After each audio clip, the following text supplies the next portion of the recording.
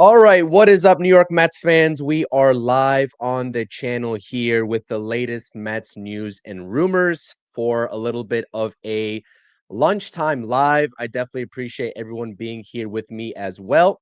And as always, make sure to comment your thoughts and opinions down below in the comment section because we have some stuff to get into here as I take a sip of my water. Hold on, excuse me.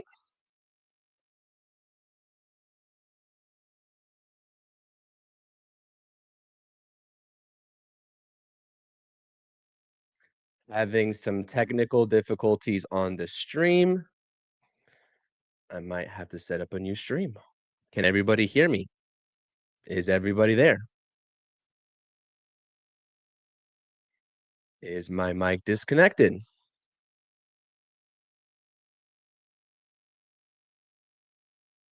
Oh, all right. So we do have some people here. All right. If you can hear me, a thumbs up would be great. I definitely apologize about any technical difficulties. Armand says that he can hear me. All right. Awesome. Jody's in the chat. Frankie's in the chat. All right. So we're good. Technical difficulties as always, but I definitely appreciate everyone being here. Um, as always, make sure to hit those thumbs up buttons. Again, a lunchtime live. I won't be here for too long. We have a lot to talk about in such a short amount of time. Make sure to subscribe to the channel as well and keep dropping those comments in the live chat. If there's going to be a lot of topics, a lot of names that we talked about. Devin Williams, the signing for sure. We have to talk about that. I dropped a video on my channel this morning giving my instant reactions, but kind of want to talk about it a little bit more and some of the parameters of the deal and how it impacts the New York Mets payroll moving forward for other big names like Edwin Diaz, Tatsuya, Imai. And we also get into some of the trade rumors in a recent article from Jeff Passan himself, the ultra super reliable Jeff Passan, right here regarding both Mark Vientos and Jeff Mcneil, but we will center the conversation more so around Jeff Mcneil as it relates to what the Mets can do in this offseason. A lot of moving pieces, but one piece that is coming over from the Bronx to Queens is Devin Williams. Officially, this deal hit out of nowhere last night around 9:20 p.m. I was out watching the Giants get, their faces stomped in by the New England Patriots, and I saw this notification from Will Salmon, who actually broke it, and of course John Heyman and everybody else hopped on board and started breaking down the parameters of the deal. And the parameters are as such. It's a 3-year contract worth $45 million. There is a $6 million signing bonus, and there is $15 million collectively deferred. And this is what I like about the deal, that David Stearns is starting to get creative now and kind of using that deferred money tactic that we've seen other teams, especially the Los Angeles Dodgers, use. The deferred payments can come anywhere between 11 to 20 years, I think, after the contract, which is absolutely insane that it's that far out. And like I said, it's going to be over 3 years. So if you do the simple math, and we'll talk about how this potentially impacts the luxury tax payroll, because again, the Mets and Steve Cohen are going to be spending big money, and they're definitely going to be well over $300+ million as it pertains to the luxury tax payments.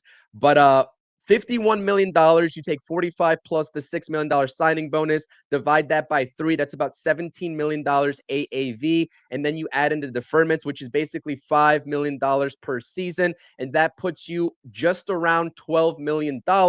But the luxury tax a little bit different, and we will break that down with some of the more, I guess, much smarter people that work for Fangraphs, and having the parameters of the deal. And they've already taken it into account on Fangraphs, so make sure to go check out their site as well to take that into consideration moving forward into free agency. So I love this deal because it provides some insurance, and I think that's what Will Salmon was also saying on a recent article that he posted just today, that this is insurance in case Edwin Diaz leaves. But we all know that the Mets are still in the mix for Edwin Diaz, as you can see with this John Heyman report as well. Mets remain in the mix for Diaz. Williams isn't Diaz. We all know that, but he gives them a bit of cover in case the unpalatable happens and Diaz leaves.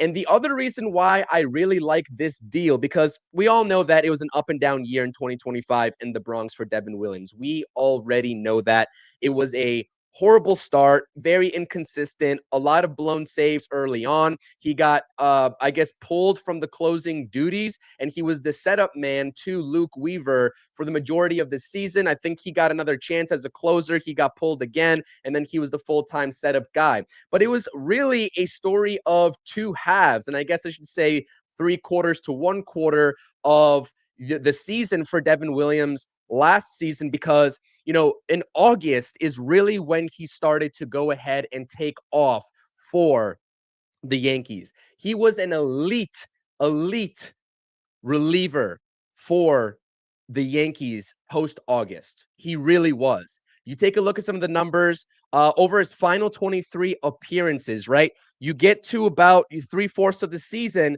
and then you get to that last quarter, and you're like, wow, what is Devin Williams going to provide the New York Yankees, especially going into the playoffs where he absolutely just took off for them? And so I know that we kind of play the same game with Kodai Senga, and we kind of pick and choose the spot in the season where Kodai Senga kind of fell off. Really about that 3/4 mark as well for Kodai Senga. Maybe after the injury, you can definitely make the case for a lot of those numbers dropping. And the same thing here applies for Devin Williams, right?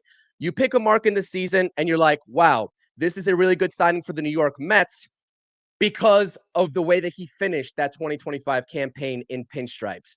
But the other thing that I like here is with this deal, there's just the stuff is still there with Devin Williams. And I think that if you ask Devin Williams, and a lot of these reporters have been asking Devin Williams, and scouts around the league also say that the stuff was still there with his numbers. The changeup, the four-seamer, there were some differentials, but in terms of the actual stuff, the movement and the speed, the velocity, it was all still there. And you can also take into account some bad luck. And I know that that is with the advanced metrics nowadays. A lot of people don't like to say that it provides, I guess, a way out and an excuse. But he did have some bad luck as a New York Yankee last season. His first full season in a really big market. He's coming over from Milwaukee. It was a little bit of an adjustment period. So I like this deal as long as Devin Williams is the set up guy to Edwin Diaz. And that is basically what it comes down to, right? I don't like this move if he's the full-time closer, if he's that insurance. I think that the Mets definitely have to go ahead and pivot onto a guy like Robert Suarez if they get the sense that Devin Williams is going to be leaving. But, if he's the setup guy, this is an elite closer, former closer for the Brewers, and he definitely has the option and capability of being that setup guy. And he's actually open to this role. And that's what I also like about it, is that he chose the New York Mets. Per Will Salmon, Williams had at least five other offers from other teams before joining the New York Mets. And that is a very strong indication of that connection with David Stearns going back to those Milwaukee Brewers days and just trying to be a team player with the assumption that he is going to take a back seat in the closer duties, presumably with Edwin Diaz coming back. And I do think that I think the assumption is that David Stearns sat him down and said, listen, we are going to try to make a large push for a closer. We'd love to have you as a setup guy as long as you are willing to go ahead and slot into that role. Because let's face it, some closers that we know around this league, they're not open to being a setup guy. Ryan Helsley came over and they wanted to put him in as a setup guy, and he faltered, right? It was never really reported that he didn't like being a setup man to Edwin Diaz, but with the drop off in production, when he came over from St. Louis, that was very evident. So, like I said, Devin Williams, he's got a lot left in the tank. The changeup differential as well. He started to utilize a lot more of his changeup in 2025 with the Yankees. If you take a look at the Baseball Savant page, and I don't have it up right here in front of me, but if you notice the splits on his pitch arsenal, he used it a lot more because the four-seamer wasn't working for him last season as well.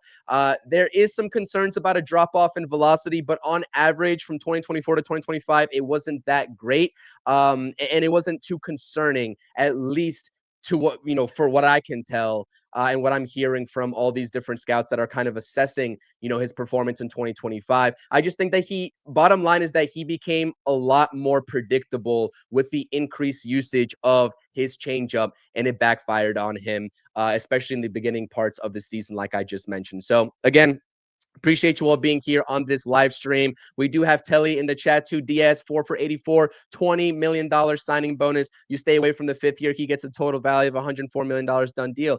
Telly, I like that a lot. $20 million signing bonus is pretty wild. I don't think I've ever seen that one before for a reliever, but that, if you really want to stay away from that fifth year, that's something that the Mets can definitely explore. And I think that also can kind of manipulate sort of the payroll and luxury tax implications as well if you include that signing bonus. Do I think it's going to happen?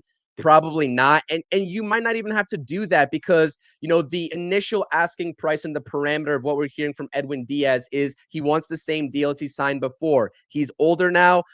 Yes, he still has 2 years. He had 2 years before he opted out, left on that original deal. But I think when it's all said and done, he's going to realize that, especially if he wants to stay a New York Met, like we've kind of had the indication that he does, I think that he would be open to a straight up 4-year deal anyways, with that 5-year asking price just being the initial piece of the negotiations from his standpoint. So, Scott is also saying if Diaz doesn't come back, Suarez and Fairbanks could be options. I'm not hearing anything right now, and I'm not seeing anything that links the Mets to Pete Fairbanks. I think the Blue Jays are going to make a very strong push there. And if they get Fairbanks, that takes them out on the sweepstakes of Edwin Diaz. So that would be good news for the New York Mets. Fairbanks is a great option. So is Suarez. But I think that those guys, like, you cannot compare those two names. As good of a season as both of them had, especially Suarez with the Padres, you cannot compare those names to Edwin Diaz.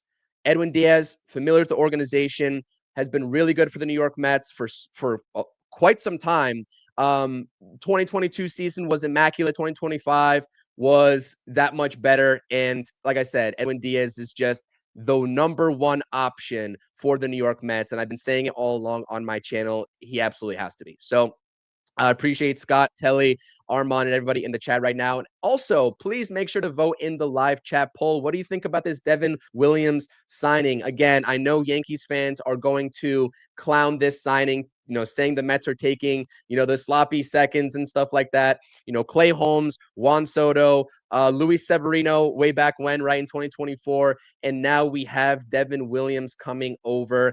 But let's face it, Yankees fans don't want to admit this. They've also taken a lot of former Mets players as well. Most recently was Paul Blackburn. And they also have Ahmed Rosario on their squad as well, former big prospect for the New York Mets, number 1 overall in baseball at one point during his career. So it goes both ways. But David Stearns definitely has shown the willingness to go ahead and kind of dip into that former Yankees talent pool, and the latest name being Devin Williams. So according to a person close to Williams, the decorated right-hander is open to pitching in whatever role the team needs. And I like that a lot because, again, that shows his commitment to the New York Mets, especially with having a lot of these other offers come in, at least 5+ other offers that he declined. And so, I really am excited for this move, and I'm excited to see how the rest of the bullpen moves play out, because I said it weeks ago when Jeff Passan first broke this news that the Mets were thinking about Devin Williams and also still trying to pair him with Edwin Diaz. I said the Mets have a potential to build a super bullpen on paper going into the 2026 season. That will materialize if Edwin Diaz gets signed, right? And also, they still have another impending free agent that I am a big proponent of in bringing back, and that is Tyler Rogers, who was acquired via trade this past trade deadline by David Stearns and the New York Mets. You have Brooks Raley coming back on the club option, and then you also have AJ Minter, when he's healthy, coming back on the player option that he exercised. So really, really excited to see how this bullpen actually works itself out. You're not even mentioning a name like Huascar Brazaban, who had also an up and down season, but started off red hot last season for the Mets under team control. And I think Christian Scott, at the end of the day, when he comes back and when he's also fully healthy, I'm not really sure if he's going to be ready come opening day, but I think that Christian Scott, a way to ease him back into, the swing of things, is definitely giving him some relief innings, especially to start the season off. And then you can judge the rotation thereafter and maybe sort of, looking to, look to insert him midway, somewhere around that time frame. So a lot of options for David Stearns. And one thing that we know is that he loves to just stash pitching. And so that also is going to take place in the situation surrounding Kodai Senga, which I'll talk about here in just a second, as the Mets make a push for another Japanese big name free agent in Tatsuya Imai. So let's see here. Let's get into some of the comments. We have Jarrell. Welcome to the channel, Jarrell. I always like reading your replies on my X account as well. Really good insight. I appreciate the discourse, and I appreciate you being here as well. 4 years should get it done for Edwin. A compromise between Mets and him years-wise. Yeah, like I said, I'm definitely in line with you on that, right? If Edwin Diaz is saying in the initial report is that he wants the 5 years, that is the absolute maximum. Why would he not ask for the maximum value to start off with? A perfect negotiation. This is how negotiations work. You have to come to the, to an agreement in the middle. And I do think that the Mets definitely could swing 4 years if it comes down to it. And I think that is a very fair asking price and a price point for Edwin, given the production that he has been giving this team over the past handful of seasons outside of that injury season that he suffered in the World Baseball Classic. So Armand saying, I love the Devin signing if Diaz is back. I'll like it if Fairbanks or Suarez is signed if Diaz signs with another team. I'll hate it if Devin is the main piece and Stearns signs low tier pen arms. I think that this is the perfect synopsis for from Armand. And this is basically it. This is very contingent.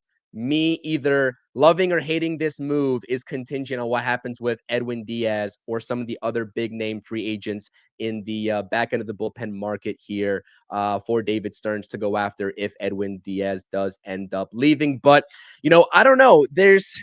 I'm 50-50. And so apparently is Edwin Diaz on his, I guess, thoughts on coming back to the New York Mets. It's really 50-50 at this point. And I think that the reason why it's 50-50 all relies on David Stearns. Is he going to give into the years? Not even the price point, because we know roughly around $20 million AAV is basically what's going to happen, whether it's with the Mets or some other team for Diaz. But is David Stearns going to give into those 4 years or maybe even 5? That is the difference here and what ends up happening with Edwin Diaz. So let's move on. I kind of alluded at the beginning of this stream, and again, I do apologize for the technical difficulties. The streaming platform that I use, or YouTube is just giving me a hard time right now. So hopefully if I do cut out, and my microphone at that, but if I do cut out, let me know in the chat. I would thoroughly appreciate a heads up.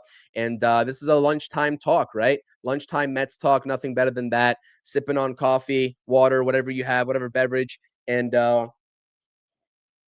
just chopping it up about this team, because this offseason is kind of off to a really great start around the league, right? Especially from the New York Mets perspective. You have the big blockbuster trade of Brandon Nimmo, and now you have the Devin Williams signing. You had Dylan Cease just sign as well, and a handful of other moves here before the MLB winter meetings coming up. So I could not be more happier about how the way this offseason is getting off to such a good and exciting start. So let's talk about this real quick, because it's really important to understand MLB and the luxury tax, especially if you are a big market team and you are Steve Cohen and the New York Mets, who are always over the established luxury tax, right?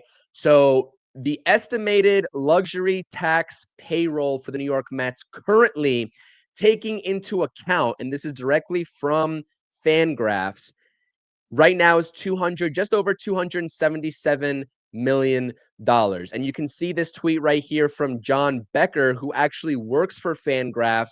He was trying to decipher the report from John Heyman that was on the screen a couple of minutes ago, talking about the parameters of the deal.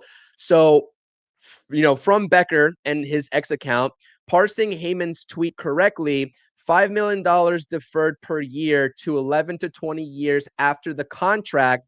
And I'll assume he assumes an even $500K a year between those years right there. The Williams AAV for luxury tax purposes goes from 17 million down to 14.7 million as it pertains to the luxury tax hit, based on a 3.87 midterm interest rate from October.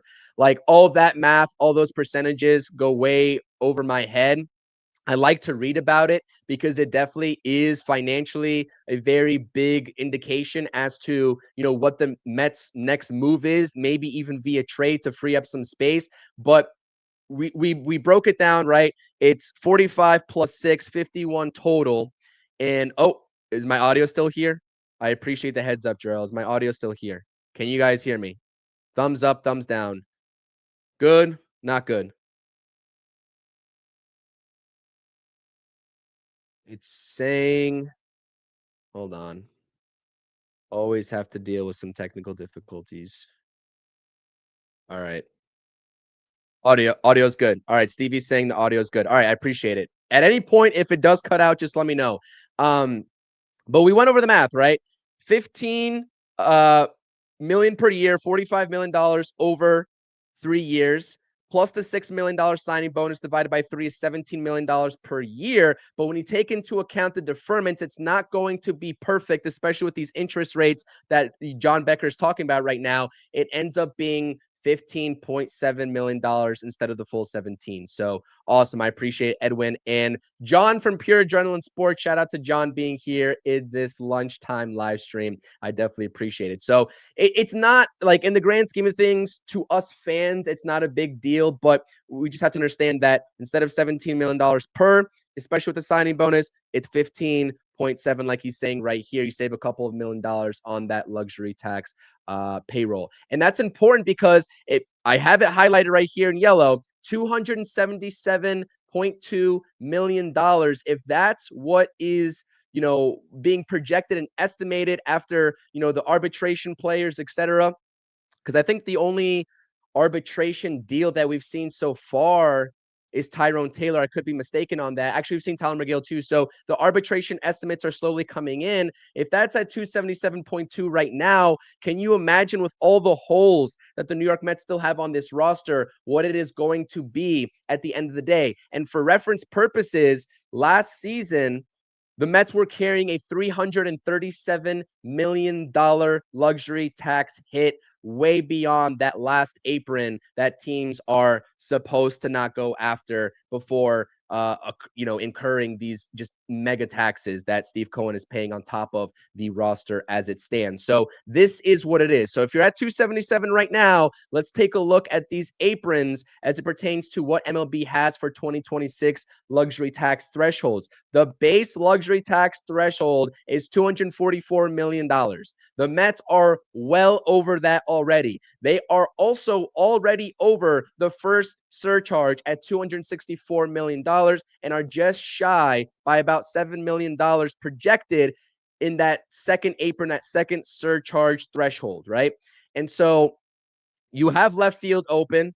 You need to figure out what you're doing with left field. You need to figure out, are you bringing on one starting pitcher or two starting pitchers? Is it going to be a free agent move, or is it going to be a trade? Because that also has implications on how much payroll you have to take on. And then also you have to be cognizant of this third surcharge, which is $304 million.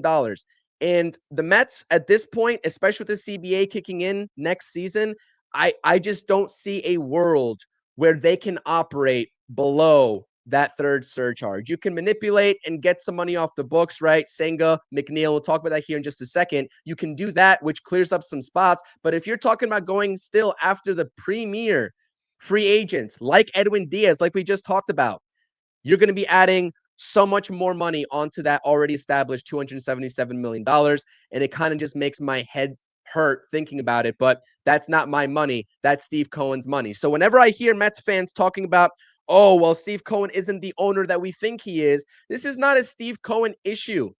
It's not a Steve Cohen issue. He has been willing. I'm sure he is still willing, and he will continue to be willing to go through all of these different surcharge aprons and pay additional taxes to put a winning product on the field. Unfortunately, from the talent perspective, whether that's on David Stearns or whether it's just from a lack of performance from a good roster on paper, they just have not put together a winning product, to no fault of Steve Cohen's, to no fault.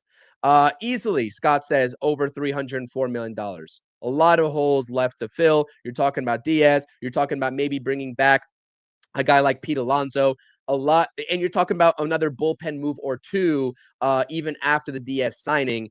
There's just no way they stay under that $304 million. It wasn't the case last season. It probably won't be the case for quite some time unless the CBA negotiations next season, if we have an MLB season, changes the outlook of that. And that's going to be a very big headache to figure out, because when you have teams like the Red Sox, Yankees, Dodgers, and Mets spending as much as they do, trying to figure out an even level playing field between those teams and the lower market teams is just something that there's not going to be much common ground there between the owners and the Players Association. So we'll see. I knew it. Big Yankees fan. Thanks, Mets. A lot of Yankees fans, I guess, are celebrating this Devin Williams move, and so be it. Like I said, I just went over some of the differences and the ups and the downs that Devin Williams, I guess, incurred last season in pinstripes. Definitely for a large majority of the season, he was bad. He was up and down, right? He wasn't that elite closer that the Yankees thought that they were getting in that trade for Caleb Durbin that sent Durbin over to the Milwaukee Brewers. But really, in the beginning of August, like I said, if you take a look at how he finished his season, a lot of positive things and a lot of momentum that he can carry over into Queens and this bullpen. So we'll see how it ends up playing out. It's not like they gave him a 4 or 5 year deal. It's a 3-year deal. It's actually not even a relatively good price point for Devin Williams and the type of player that he is. It's a great value signing, objectively, given these inflated markets and free agency, to get Williams on board with David Stearns and that familiarity and kind of plug him into the back end of this bullpen. But like I said, and like everyone else is agreeing here in the chat, it's all contingent on what happens with the 9th inning role. Cannot entrust in Devin Williams to be the closer. Setup guy, no problem. I think he'll flourish in that role. So I definitely appreciate you all being here again. Smash those thumbs up buttons if you want more Mets content, more streams between Rob and myself and these standalones, more videos. I linked all the previous videos that I dropped. I dropped 3 videos in the span of 24 hours covering our New York Mets, from names like Pete Alonso, Schwarber, Jake Myers, and now Devin Williams. I linked it in the description down below. Make sure to go check it out if you want more Mets content, and keep dropping those live chat comments in the comments section. Okay.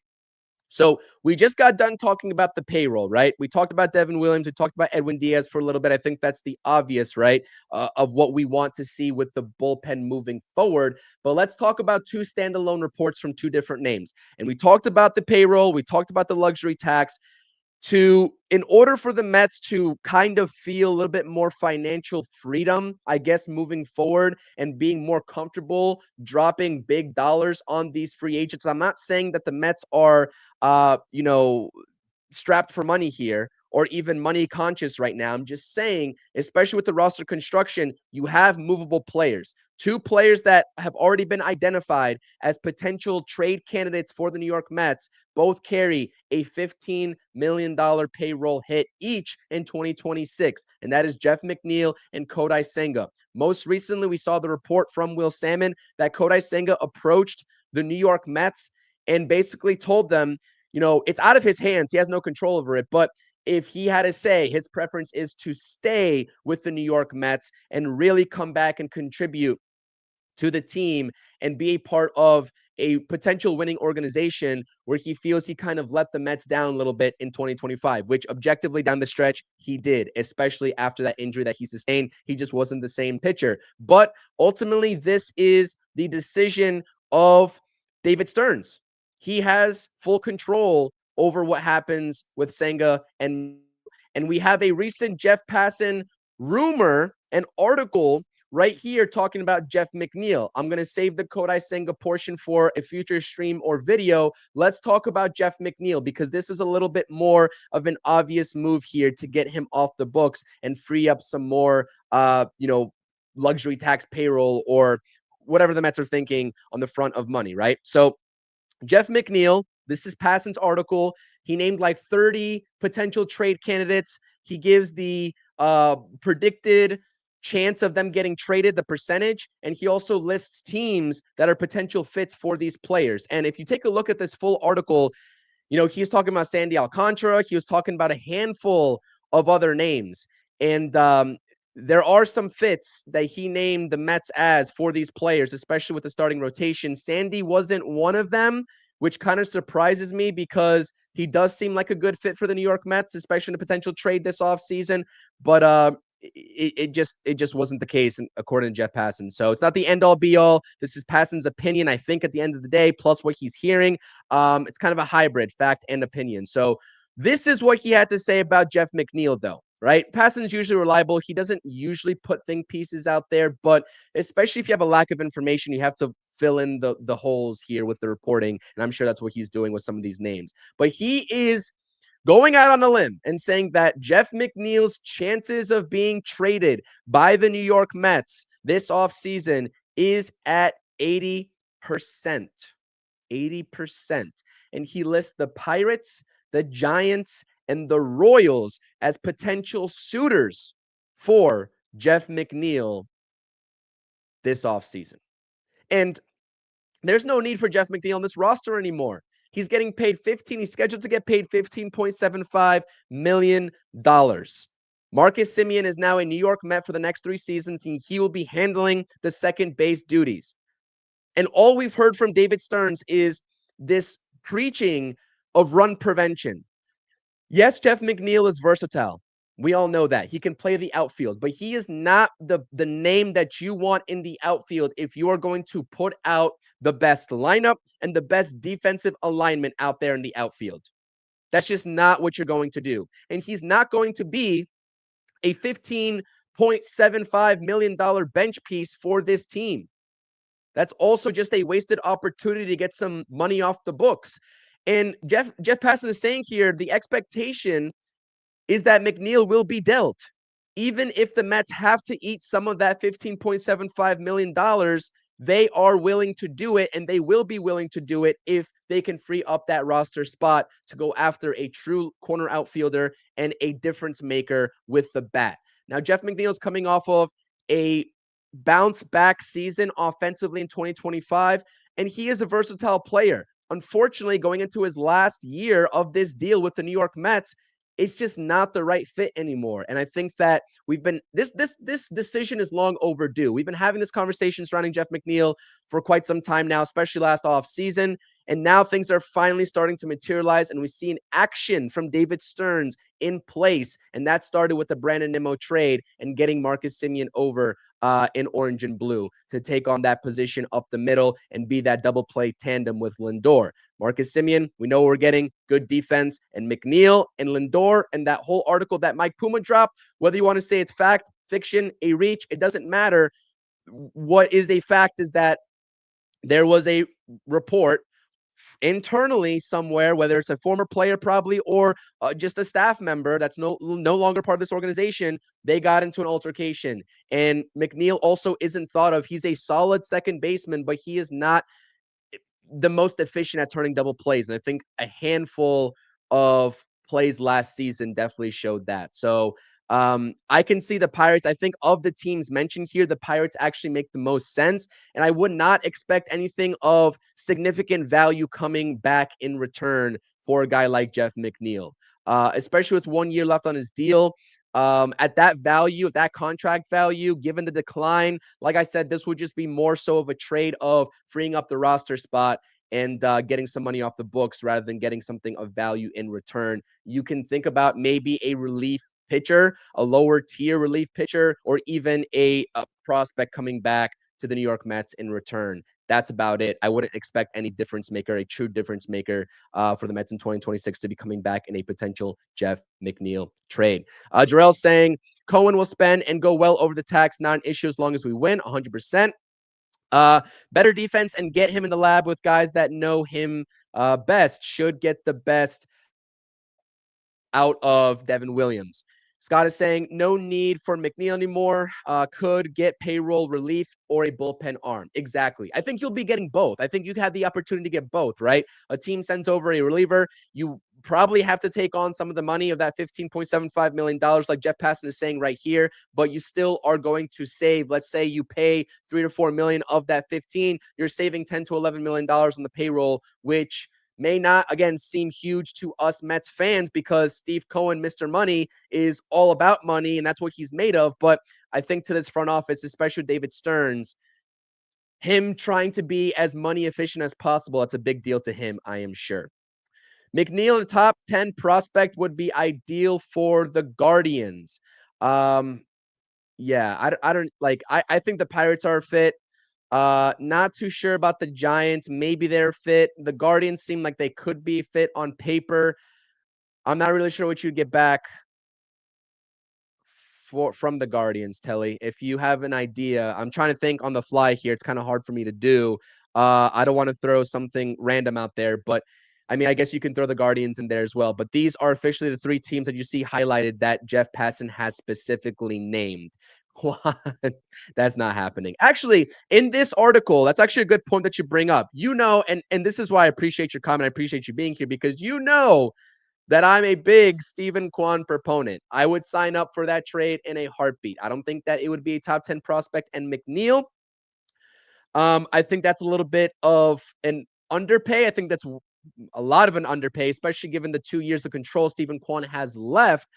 But, that organization over there in Cleveland, they're going through some hard times on multiple different fronts. I can see them being sellers for sure.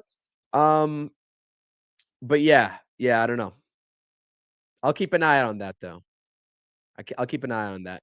All right, moving on. This is the last piece here. So we're talking about so why are we talking about, payroll relief, right? Why are we talking about payroll relief? Well, because there's a big name free agent that one team, a West Coast team, is officially out on per multiple different reports. And you can see right here, Tatsuya Imai has been posted already by his respective team over in Japan. The market for him is getting really aggressive right now. A lot of teams are inquiring and interested. The posting period and the window for him to sign has already started. And the San Francisco Giants are choosing to sit out on the Imai sweepstakes. We know that he doesn't want to become a Dodger. He wants to beat the Dodgers. That's what he said in an interview. So the Giants would seem like a perfect fit. Same division, West Coast, right? But they're out. And the reason that they're out is because the Giants do not want to make a 9-figure investment that will be required to sign Tatsuya Imai.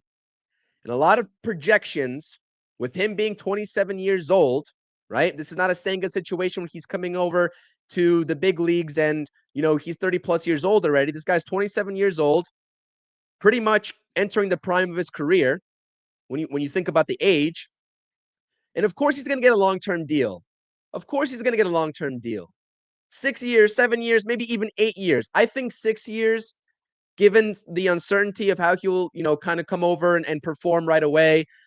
We saw an adjustment period most recently from Roki Sasaki over there in Los Angeles before he really turned it on, especially for them in the playoffs. I think Amaya is going to be a really good middle of the rotation arm. And I do expect the Mets to be heavily involved. And the path becomes a lot clearer now in the sweepstakes for Imai now that a big team that was once thought of as being in for Imai are now out. The article goes on to say, just talking about the Giants, this is a Giants-related article. They have a lot of money tied up with their shortstop Adames and also taking on a lot of money in the Devers trade that they made early in 2025. That's not really an article from the Mets lens and perspective, but now you can start to see the market of the big teams that are truly in play for Tatsuya Imai. It's also being reported that the Cubs there's skepticism that the Cubs are going to be involved in these sweepstakes as well for Imai. So that really sets the tone for the Red Sox, the Yankees, and the Mets. And I don't think the Red Sox can swing this. They just took on money in that Sonny Gray deal that sent him to the Red Sox from the Cardinals. And so I can see this being a real competition between three teams, right? The Mets, the Yankees, and a dark horse team that has been named is unfortunately the Philadelphia Phillies. So big market teams, Giants are out.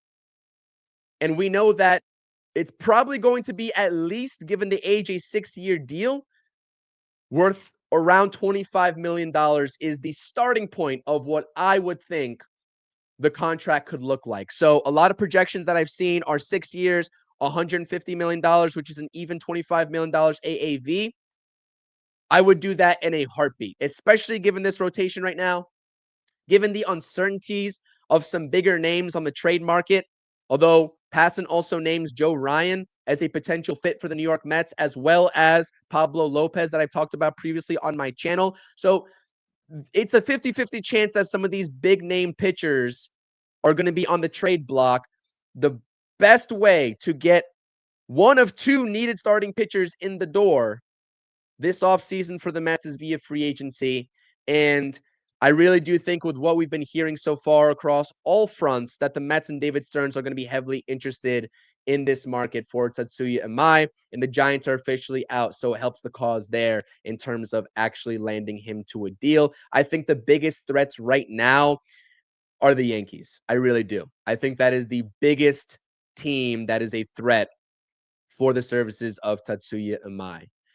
We've talked about Pete Alonso before. I released a video yesterday talking about the Pete Alonso market and how it's developing very slowly, probably for a multitude of reasons, versus a guy like Kyle Schwarber. So I won't really talk about that and touch upon that in this stream.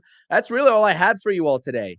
Again, if you want to kind of fill in some of the gaps of all these other reports that we've been talking about, some of the other names, check out all the previous content in the description down below. I definitely appreciate everyone being here and kind of tuning in and chiming in to this stream in this lunch hour on this beautiful Tuesday. Let's see here. Also, I want to take a look at this poll in the live chat.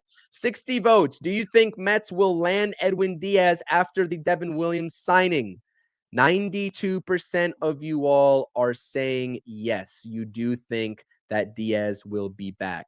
I'm a little bit more skeptical. I don't think I would put it at quite 92% confidence level, but I think 50-50 could start to become 55-45, which could become, 60-40 in favor of David Stearns understanding the task at hand and pairing and potentially making a super bullpen now that you have Devin Williams signed for the next 3 seasons. So I definitely hope you all, enjoyed and appreciated this live stream, because I think that thinking about this team from the payroll perspective and also just going into all these latest rumors, there's a lot to decipher, right? And that's what I'm trying to accomplish here with these streams is, what's fact, what's opinion at this point in the offseason. There's a lot of opinions right now because of a lack of information. But once we head into the MLB winter meetings, we will have a lot more clarity on some of the markets taking place for these bigger free agent names.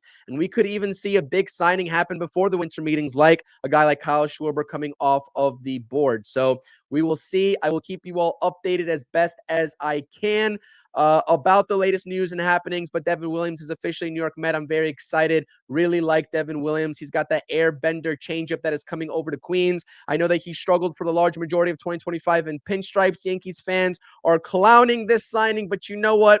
He's going to bounce back in a Mets uniform, and he's going to play a very pivotal role in this Mets bullpen, hopefully right in front and setting up Edwin Diaz. Until next time, I appreciate this is the True Mets Talk podcast. It's your boy CP. Let's go Mets. We'll see what the MLB winter meetings bring. Let's go Mets.